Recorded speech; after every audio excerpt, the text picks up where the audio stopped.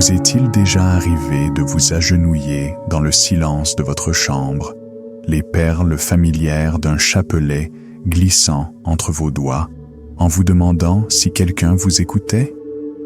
Avez-vous déjà épanché votre cœur, récité les prières, accompli les dizaines jour après jour, pour finalement ressentir un silence assourdissant venu du ciel? Vous menez les mêmes combats spirituels, vous portez les mêmes angoisses, vous vous heurtez au même mur d'impossibilité. Et vous vous demandez, pourquoi? Pourquoi cela ne semble-t-il pas fonctionner comme on vous l'avait dit? La réponse pourrait bien bouleverser tout ce que vous pensiez savoir sur cette prière. Selon l'un des saints les plus puissants et les plus mystérieux de l'ère moderne, Padre Pio, 99% des catholiques prient le chapelet de manière incorrecte. Réfléchissez un instant. Pas certain, pas beaucoup. 99%. Ce n'est pas seulement l'affirmation surprenante d'un saint homme du passé. C'est un réveil spirituel, un message urgent qui résonne à travers le temps, directement vers vous, maintenant même. C'est une révélation qui pourrait révolutionner votre vie de prière et déverser un flot de bénédictions que vous n'auriez jamais cru possible. Padre Pio n'était pas n'importe quel saint. C'était un homme qui a porté les stigmates, les blessures même du Christ, sur son corps pendant 50 années d'agonie.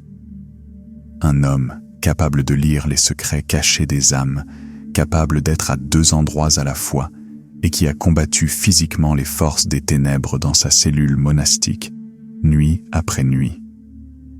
Il comprenait le monde spirituel avec une clarté presque inimaginable. Et dans ce combat constant et brutal, quelle était l'arme qu'il utilisait? Sur quoi comptait-il avant tout? Le rosaire. Le rosaire est l'arme de notre temps, disait-il souvent, les yeux emplis d'une conviction née de 1000 combats. Mais voici le secret, la part perdue pour tant de personnes. Comme toute arme, mal utilisée, elle perd presque toute sa puissance. Imaginez un soldat en première ligne, doté du fusil le plus perfectionné et le plus puissant jamais créé. Mais personne ne lui a jamais appris à le charger, à viser, ni à appuyer sur la détente. Il tient entre ses mains l'outil même de sa victoire. Mais pour lui, ce n'est guère plus qu'un lourd morceau de métal.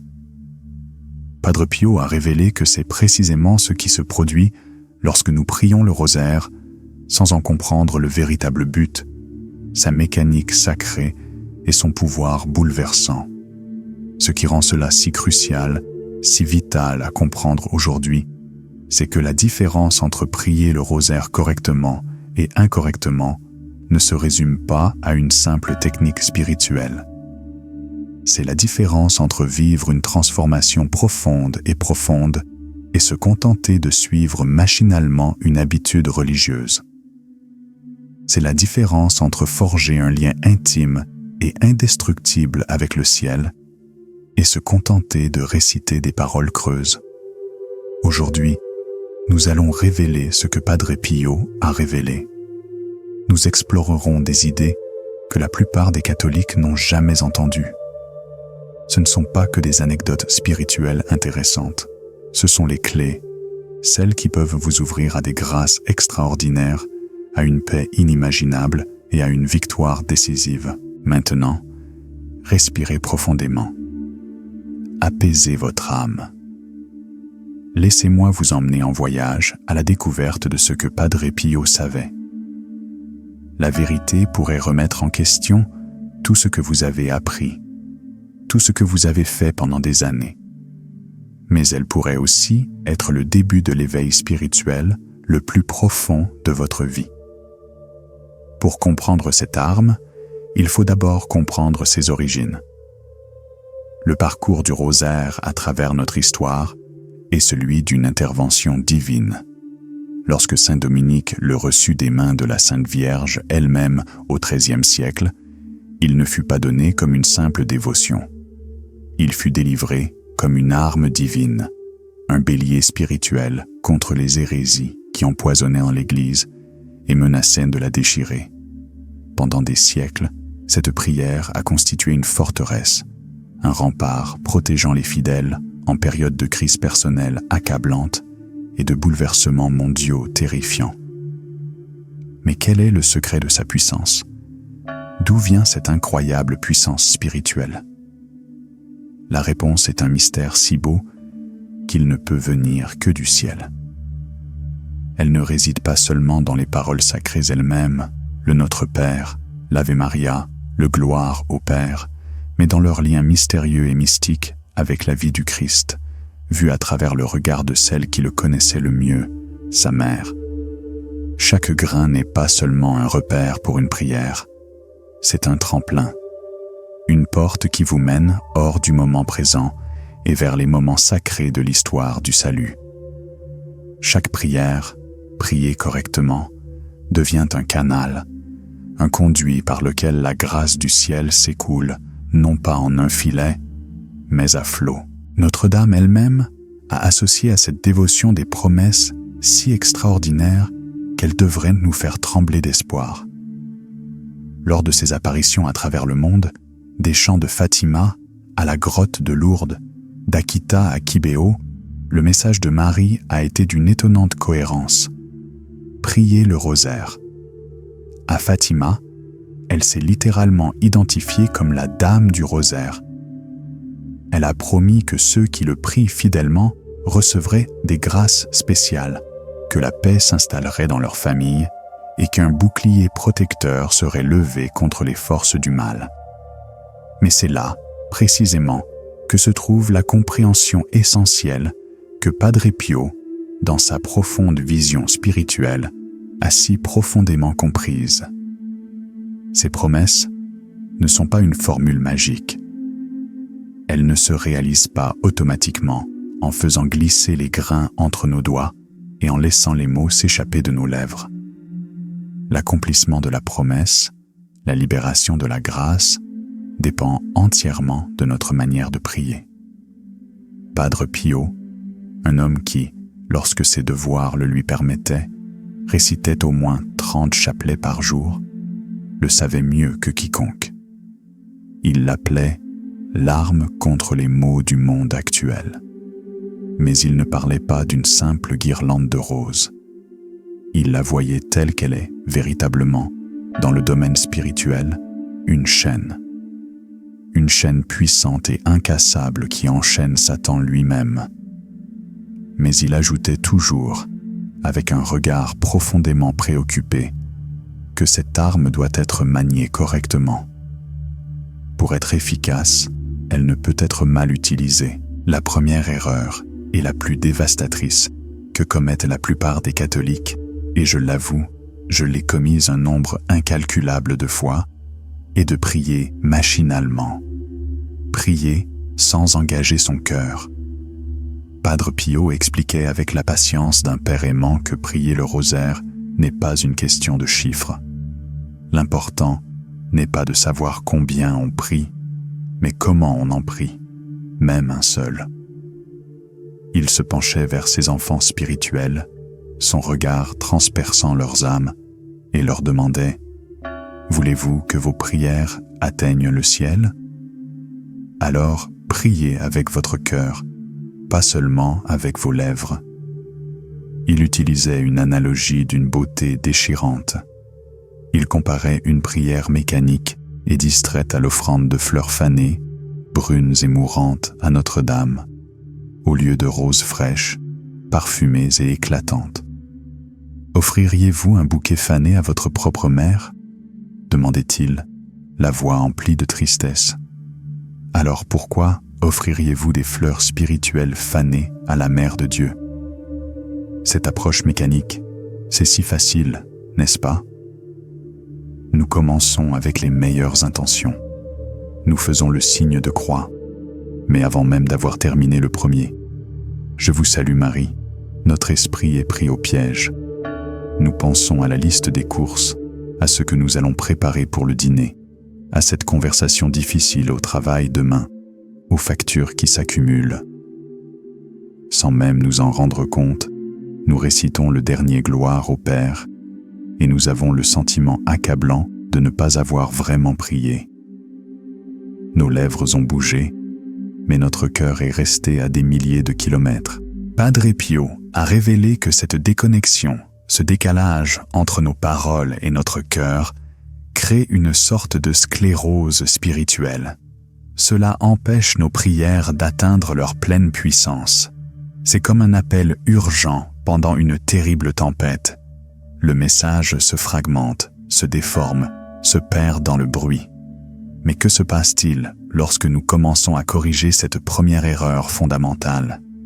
Que se passe-t-il lorsque nous apprenons à prier avec un cœur pleinement engagé, conscient et aimant? L'une des filles spirituelles de Padre Pio a décrit sa transformation ainsi. Avant d'apprendre à prier le rosaire comme l'enseignait le Père Pio, c'était un devoir, une tâche que j'accomplissais fidèlement, mais sans grand résultat. Après avoir appliqué sa méthode, chaque rosaire est devenu une rencontre personnelle, une conversation avec Marie et Jésus. Les problèmes de ma vie n'ont pas disparu comme par magie, mais j'ai trouvé une force, une paix et une clarté que je n'avais jamais connues auparavant. Ce n'est que le début. La transformation ne se limite pas à une sensation de connexion plus profonde pendant la prière.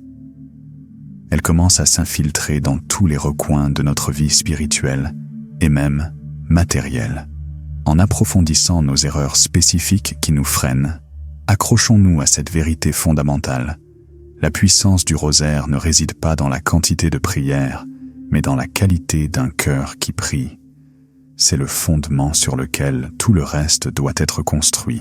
Maintenant que nous comprenons que le cœur est le champ de bataille où le rosaire se gagne ou se perd, démasquons les ennemis spécifiques qui nous empêchent de le vaincre. Citons les erreurs qui, selon Padre Pio, nous empêchent de ressentir pleinement la puissance explosive de cette prière. Ces erreurs sont si courantes, si insidieuses, que même les plus fervents d'entre nous les commettent, sans jamais se rendre compte à quel point elles limitent l'efficacité spirituelle de leur dévotion. La première erreur majeure est la distraction et le manque total de concentration. Dans notre monde de notifications constantes, de défilements incessants et de bruits incessants, rester concentré pendant la prière est devenu l'un des plus grands défis spirituels de notre époque. Nous prenons notre rosaire, mais notre esprit reste désespérément empêtré dans un réseau de soucis, de projets et de distractions numériques. Padre Pio l'a constaté avec une lucidité déchirante. Il a observé des catholiques essayant de prier tout en regardant la télévision, en faisant défiler leur téléphone ou en se livrant à d'autres activités qui divisent désespérément leur attention. Il disait d'une voix ferme mais aimante, « Quand tu pries, tu dois rassembler tout ton être, esprit, cœur et âme, et les diriger vers le ciel comme une flèche unique et concentrée. » Padre Pio lui-même en a donné l'exemple. Il fermait souvent les yeux, se fermant au monde, ou fixait son regard intense sur un crucifix ou une image sacrée pendant qu'il priait. C'était un acte physique de rassemblement de toutes ses facultés pour l'œuvre sacrée de la prière. Il enseignait qu'une attention divisée divise la puissance de notre prière. Elle devient une force dispersée et affaiblie au lieu d'un rayon concentré et puissant. La deuxième erreur courante est de réciter à toute vitesse. Nombre d'entre nous ont pris la fâcheuse habitude de réciter les « Je vous salue Marie » et les Notre Père à toute vitesse, comme si le but était simplement d'aller jusqu'au bout, de cocher une case sur notre liste de choses à faire spirituellement. Padre Pio était profondément attristé par ce qu'il appelait le rosaire haletant. Des prières récitées si rapidement que les mots sacrés se succèdent, un fouillis de sons insignifiants, ne laissant ni espace ni silence pour que leur signification profonde pénètre nos cœurs. Mieux vaut un seul rosaire récité lentement et avec dévotion, conseillait-il, que 50 récités à la hâte. Il enseignait que chaque « je vous salue » Marie devait être comme un coup doux et affectueux frappé à la porte de Marie, et non comme un coup rapide que l'on passe en courant pour se rendre à quelque chose de plus important. Cette précipitation non seulement nous empêche de pénétrer le mystère de la prière, mais elle envoie aussi un message subtil et tragique à notre propre cœur. Nous ne faisons qu'accomplir une obligation au lieu d'engager un dialogue affectueux et intime avec notre Mère céleste et son Fils. La troisième erreur, et Padre Pio la considérait peut-être comme la plus grave, est l'absence de méditation sur les mystères. Le rosaire n'a jamais été conçu comme une simple suite de prières vocales. Il nous a été donné comme un voyage contemplatif, un pèlerinage du cœur à travers la vie du Christ et de Marie. Chaque mystère, le joyeux, le lumineux, le douloureux, le glorieux, est une fenêtre, un portail sacré vers l'histoire du salut, un paysage spirituel que nous sommes invités à pénétrer, à traverser, à explorer avec notre âme. Padre Pio expliquait que prier le rosaire sans contempler les mystères, c'est comme rendre visite à un ami cher sans jamais y entrer. Il suffit de déposer un mot à la porte et de s'enfuir. Les mystères, insistait-il d'une voix pleine de passion, sont le cœur du rosaire. Sans eux, nous avons un corps sans âme. Il enseignait que chaque mystère doit transformer non seulement nos pensées, mais aussi notre cœur. Lorsque nous contemplons l'Annonciation, nous sommes appelés à ressentir l'abandon humble et confiant de Marie dans nos âmes. Lorsque nous méditons sur la crucifixion, nous sommes invités à partager la souffrance rédemptrice du Christ. Sans cette dimension profonde et contemplative, le rosaire demeure une promesse spirituelle belle, mais inachevée. La quatrième erreur est l'absence d'intention spécifique et sincère. Nombre d'entre nous prient le rosaire comme une dévotion générale, une vague offrande pour la paix dans le monde ou pour nos propres intentions, sans orienter son immense pouvoir vers des besoins particuliers. Padre Pio était un fervent défenseur de l'idée d'apporter des intentions concrètes et spécifiques au rosaire. Le rosaire est comme une puissante prescription, expliquait-il. Pour être efficace, il doit être adressé à un mal précis. Il conseillait à ses enfants spirituels de formuler clairement, même verbalement si possible, leurs intentions avant de commencer. Priez-vous pour un enfant qui s'est éloigné de la foi? Nommez-le. Luttez-vous contre une dépendance particulière? Nommez-la. Cherchez-vous la clarté dans une décision qui changera votre vie? Nommez-le. Cet acte de nommer concentre l'énergie spirituelle de la prière comme un rayon laser. Quelles sont donc les conséquences de ces erreurs? Padre Pio a expliqué que les chapelets mal priés ne sont pas sans valeur. Dieu, dans son infinie miséricorde, les reçoit quand même. Mais ils sont comme des médicaments dilués. Ils ne peuvent délivrer tout leur pouvoir de guérison. Nous ne recevons qu'une infime fraction des grâces qui nous sont offertes.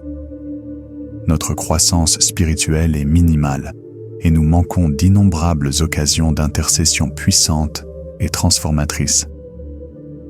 Padre Pio a vécu une expérience profonde qui illustre parfaitement cette différence. Pendant ses longues heures au confessionnal, une femme est venue le voir, affirmant fièrement prier de nombreux chapelets chaque jour. Grâce à son don, Padre Pio a pu voir le véritable état d'âme de son âme et a constaté que malgré ses nombreuses prières, sa vie spirituelle était stagnante, aride et stérile. « Ma fille, dit-il doucement pour ne pas la briser, tes chapelets te touchent les lèvres, mais pas ton cœur. À partir de demain, je veux que tu ne pries qu'un seul chapelet. Mais prie-le comme je te l'enseignerai. » Il lui expliqua ensuite la bonne méthode. Plusieurs semaines plus tard, la femme retourna se confesser. Elle était transformée. Toute son âme rayonnait d'une paix et d'une joie absentes auparavant. « Père », s'exclama-t-elle, les larmes aux yeux, « un chapelet bien prié a fait plus pour mon âme que toutes ces années de récitation creuse.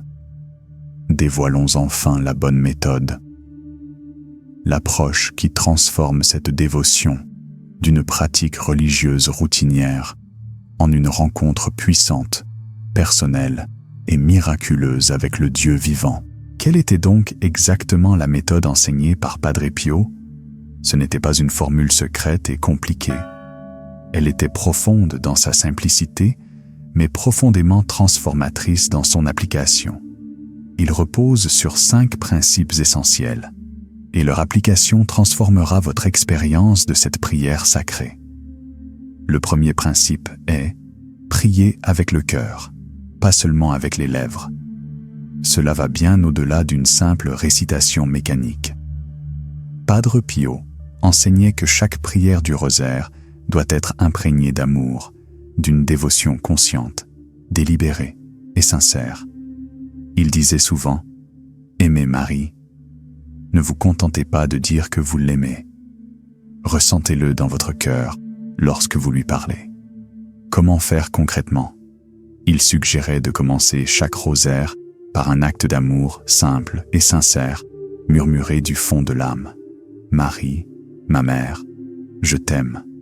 Aide-moi à prier ce rosaire de tout mon cœur. » Ensuite, lorsque vous récitez chaque « Je vous salue Marie », ne vous contentez pas de prononcer les mots. Voyez-les. Imaginez que vous vous adressez directement à Marie, qui se tient devant vous dans toute sa beauté céleste et sa grâce maternelle. Ce n'est pas un simple acte d'imagination enfantine. C'est un acte de foi profond, une reconnaissance de la réalité spirituelle selon laquelle Marie est véritablement et sacramentellement présente à nous lorsque nous invoquons son nom.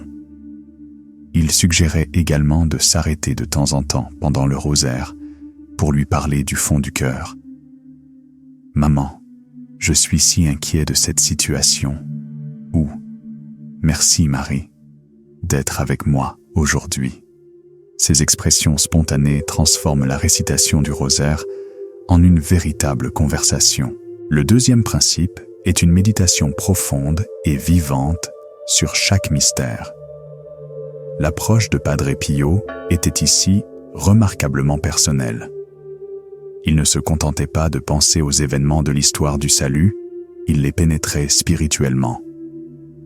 Il enseignait à ses enfants spirituels à utiliser la faculté d'imagination sacrée que Dieu leur avait donnée pour se placer dans chaque scène. Lorsque vous contemplez l'Annonciation, disait-il, ne vous contentez pas de vous souvenir de l'histoire. Soyez-y. Placez-vous dans un coin de cette humble pièce de Nazareth. Écoutez le bruissement des ailes de l'ange. Ressentez la sainte crainte dans l'air. Entendez le « oui » silencieux et bouleversant de Marie, et laissez son fiat, son abandon total, devenir vôtre. Pour chaque mystère, nous sommes appelés à être présents, non pas comme des observateurs distants, mais comme des participants actifs. Il recommandait de consacrer un bref instant avant chaque dizaine pour visualiser le mystère, en lisant peut-être le court passage biblique correspondant. Puis, au fil de la dizaine, laissez votre esprit revenir doucement aux différents aspects de la scène, avec chaque « Je vous salue Marie », en laissant les détails vous toucher le cœur. Le troisième principe implique un rythme approprié et une approche respectueuse de la récitation. Padre Pio insistait sur le fait que le rosaire devait être prié à un rythme mesuré, digne et calme. Un rythme qui permet aux mots de respirer et à leur signification de pénétrer notre âme. Il comparait une prière précipitée à une interruption brutale lors d'une conversation importante. Priez comme si vous étiez dans la salle du trône céleste, disait-il, car en vérité, vous y êtes. Cela implique d'adopter une posture de révérence, que vous soyez à genoux, assis attentivement ou debout. Cela signifie prononcer chaque mot avec clarté et respect. Lorsque cela est possible, priez dans un endroit calme, à l'abri des distractions, par exemple devant un crucifix, une image sacrée ou une bougie allumée, ce qui aide à concentrer l'esprit et le cœur sur le sacré. Le 4e principe concerne la préparation spirituelle avant même de commencer. Padre Pio enseignait que nous ne devrions pas nous lancer dans le rosaire sans nous précipiter dans le chaos de notre journée, sans avoir préparé notre cœur. Tout comme nous prenons un moment pour nous calmer avant une réunion importante, nous devons nous préparer à rencontrer le divin. La préparation qu'il recommandait était simple, mais profonde. Premièrement, un moment de silence pour prendre conscience de la sainte présence de Dieu.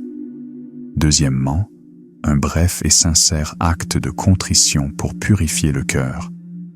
Et enfin, une invocation au Saint-Esprit. Le Saint-Esprit est le véritable maître de la prière, expliquait Padre Pio. Nous devons l'inviter à prier en nous. Cette préparation n'a pas besoin d'être longue. 30 secondes de concentration intentionnelle peuvent transformer radicalement la qualité du rosaire qui suit. C'est comme accorder un instrument avant de jouer, s'assurant que son cœur est en harmonie avec la fréquence céleste.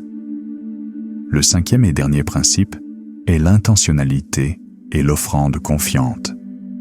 Chaque rosaire, enseignait Padre Pio, doit être offert consciemment pour des intentions spécifiques. Votre rosaire devient un bouquet spirituel, expliquait-il. Chaque prière est une fleur, et votre intention détermine à qui ce magnifique bouquet sera offert et pour quel but spirituel. Mais il ajoutait un élément crucial à cela. Il enseignait que nous devons prier avec une confiance absolue et inébranlable en l'intercession de Marie. Le doute est le plus grand obstacle à l'efficacité du rosaire, disait-il. Nous devons prier avec la certitude d'un petit enfant qui sait que sa mère non seulement l'entend, mais répondra à ses demandes avec une urgence aimante. Pour saisir la beauté de cette méthode, Padre Pio a utilisé une métaphore frappante. Il a décrit le rosaire comme un magnifique jardin de roses que nous cultivons pour Notre-Dame. Chaque « Je vous salue », Marie est comme planter une seule rose. Lorsque nous prions distraitement, à la hâte, les roses que nous plantons sont faibles, fanées, incomplètes. Mais lorsque nous prions avec amour, attention et profonde dévotion, nous offrons à Marie les plus belles roses imaginables, parfumées, éclatantes et parfaites. Ne voudriez-vous pas offrir le plus beau jardin possible à votre Mère du ciel ? Demandait-il. Voyons un exercice pratique. La prochaine fois que vous prierez le rosaire, avant de commencer, prenez 3 respirations profondes et lentes. Retenez votre rosaire et priez en silence. Esprit Saint, apprends-moi à prier.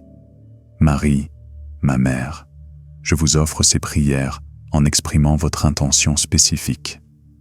Aide-moi à prier comme Padre Pio l'a enseigné, de tout mon cœur. Puis, pendant une dizaine d'années seulement, efforce-toi d'appliquer les 5 principes. Même si tu ne peux maintenir cette intense attention que pendant une seule dizaine d'années, ce sera plus fructueux spirituellement qu'un chapelet entier récité à la hâte. Progressivement, avec la pratique, cette nouvelle façon de prier deviendra une sainte habitude. Lorsque nous commençons à prier le rosaire de cette manière, comme l'a enseigné Padre Pio, quelque chose de vraiment remarquable se produit. Les promesses attachées à cette prière commencent à se manifester dans nos vies avec une vitalité nouvelle et étonnante. Elles se transforment d'une pieuse tradition en un canal vivant de grâce et d'intervention miraculeuse. Permettez-moi de partager 2 témoignages historiques extraordinaires. Le premier nous vient du paysage infernal de la Seconde Guerre mondiale. Lors des féroces combats du Mont Cassin, en Italie, un groupe de soldats a eu la grande bénédiction de rencontrer Padre Pio avant d'être déployé.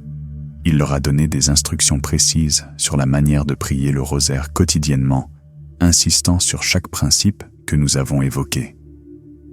Un soldat, Giuseppe Bartoli, a raconté plus tard: « Père Pio nous a dit, si vous priez le rosaire comme je vous l'ai appris, il deviendra votre bouclier. » Nous avons pris ces paroles à cœur. Chaque soir, malgré notre épuisement, nous nous réunissions pour prier. Ce qui s'est passé ensuite défie toute explication naturelle.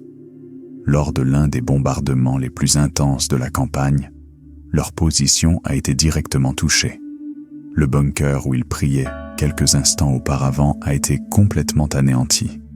Selon tous les calculs militaires, aucun n'aurait dû survivre.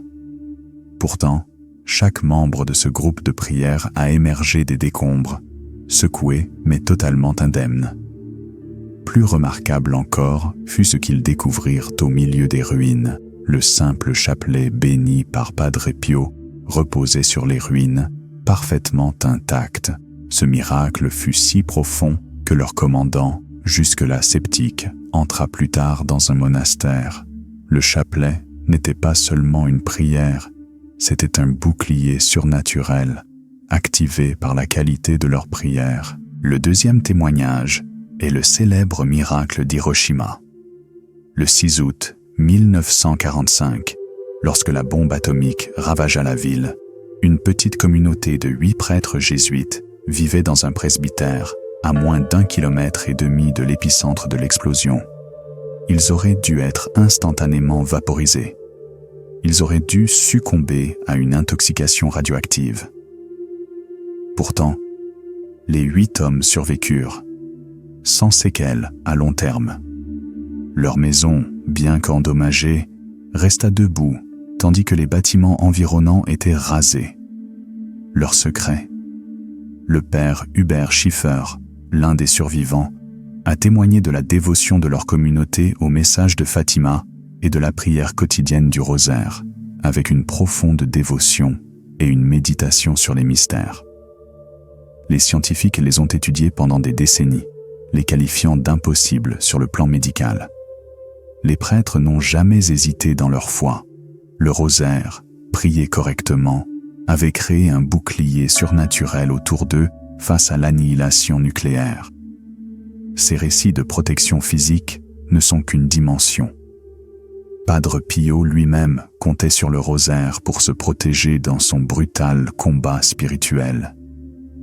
Des visiteurs de son monastère rapportaient l'avoir vu arpenter les couloirs tard la nuit, chapelet à la main, engagé dans ce qui semblait être un combat intense.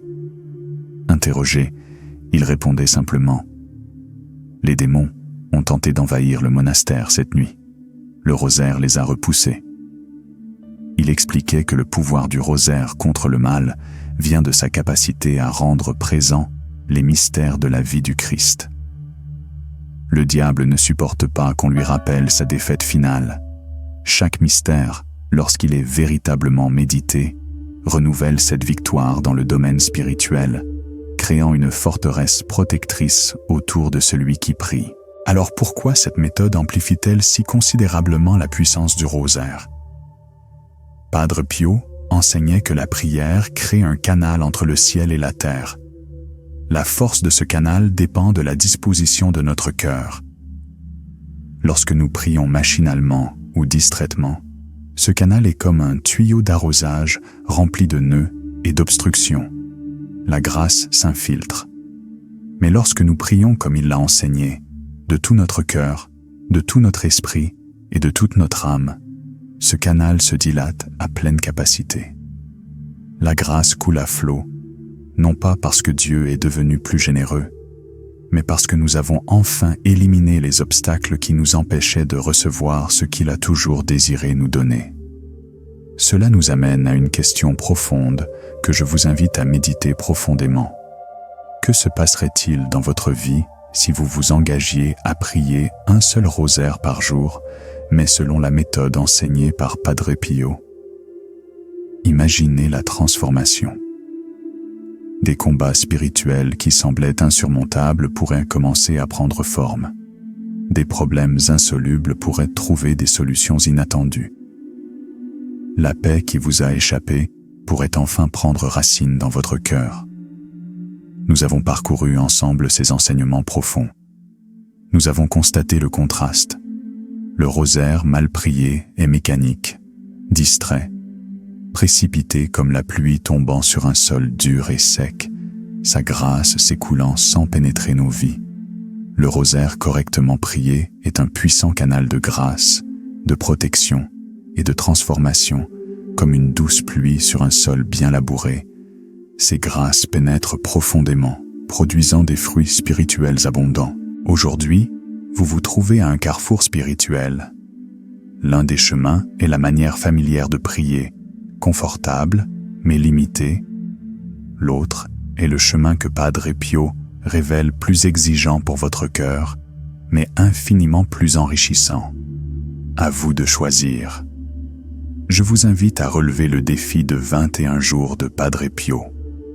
Pendant les 3 prochaines semaines, engagez-vous à prier un seul chapelet par jour, selon la méthode que nous avons explorée. Il ne s'agit pas d'ajouter des prières, mais de transformer la qualité de celles que vous offrez déjà. Comme l'a affirmé Padre Pio, un chapelet prié avec le cœur est plus puissant que 30 récités à la hâte. Si vous acceptez ce défi, si vous êtes prêt à découvrir ce qui pourrait arriver si vous maniez cette arme correctement, écrivez dans les commentaires « J'accepte le défi ». Votre engagement public renforcera votre détermination et inspirera les autres.